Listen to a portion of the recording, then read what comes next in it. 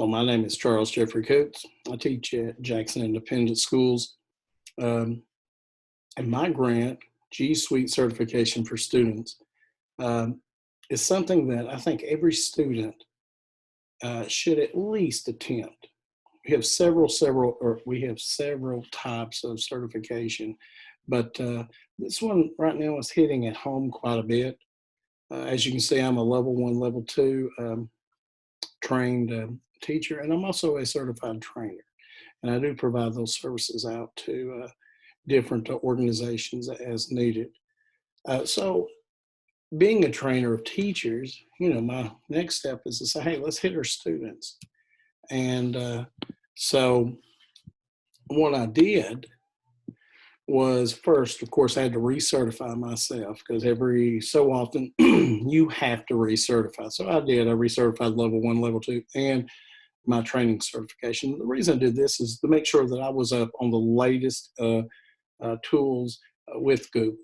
And then the next thing I did was I actually looked at the Google certification for students. And it was new when it first came out about last year.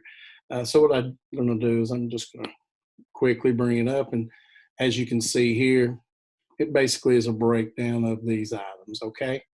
And those items are down here. So when I first started looking at how could I approach students, I actually looked at approaching students a little differently than teachers. I looked at online programs. I've also worked with middle school students in LAMP classes. And so I've got a lot of different options that I've tried to use. As you can see here, Drive is big, Gmail, which we don't have Gmail in our school. We have Outlook, but we worked around that. They use their own personal just to play around and see.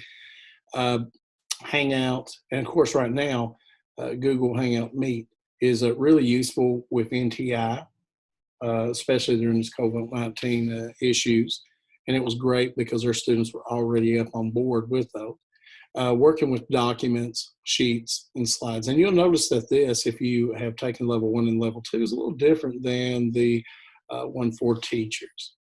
That it doesn't ask as much, but at the same time, the types of information here used is very similar to what they would use from the teaching standpoint. And they need to understand that as well.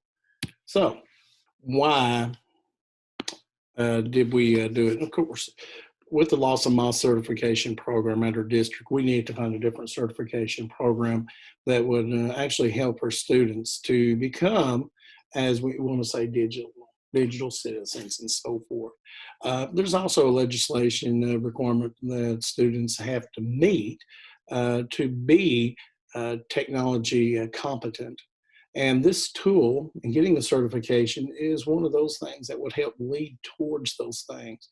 And also there are some other things. Hey, it developed critical thinking skills, soft skills, and of course the tech skills, in which they can use later on in life. So if you're middle school, you can use it in high school, and high school can use it in college. And then of course, as a business person, we're using it all the time now. So how did it work? Of course, like I said, I work with middle school students in LAMP. I also set up some online things so that those students could actually be able to interact with it 24/7.